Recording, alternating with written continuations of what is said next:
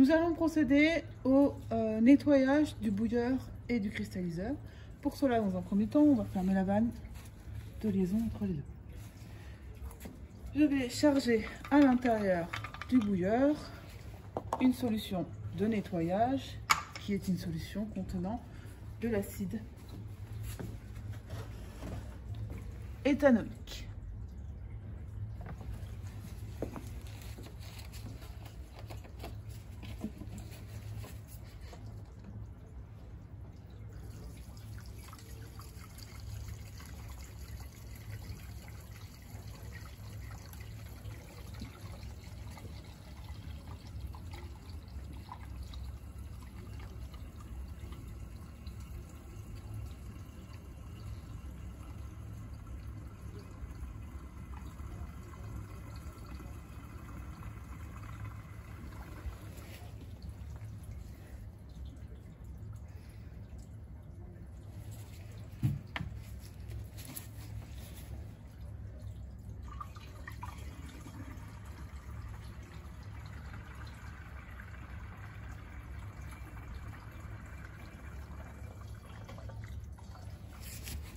Que se passe-t-il lors de ce nettoyage?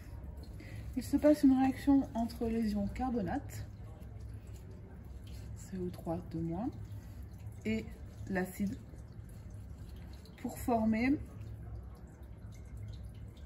de l'eau et du dioxyde de carbone, d'où l'apparition de bulles à l'intérieur de la solution.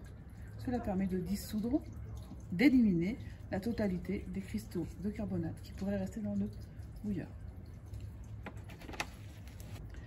Maintenant que l'effervescence a diminué, on va transférer une partie, mais pas l'intégralité, puisqu'on voit que la réaction n'est pas totalement terminée. Donc une partie de ce liquide dans le cristalliseur de manière à nettoyer le cristalliseur.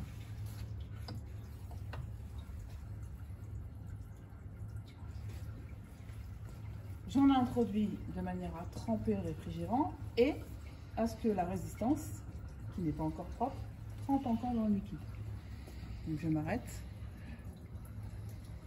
lorsque je suis à proximité de la résistance thermique.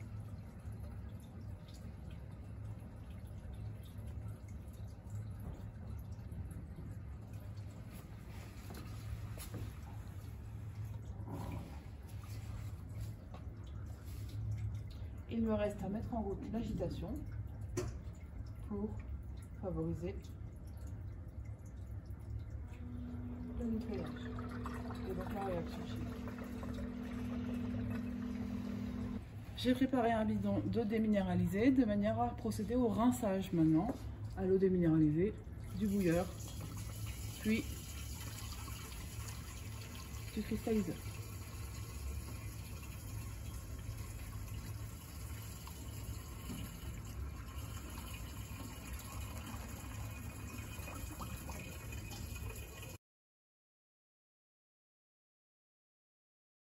Nous avons procédé à plusieurs rinçages, 4 au total, jusqu'à ce que l'eau qui sorte du cristalliseur soit au pH de 8.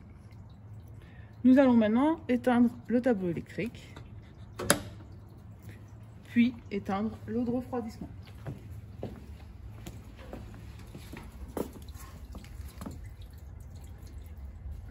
Le pilote est maintenant éteint.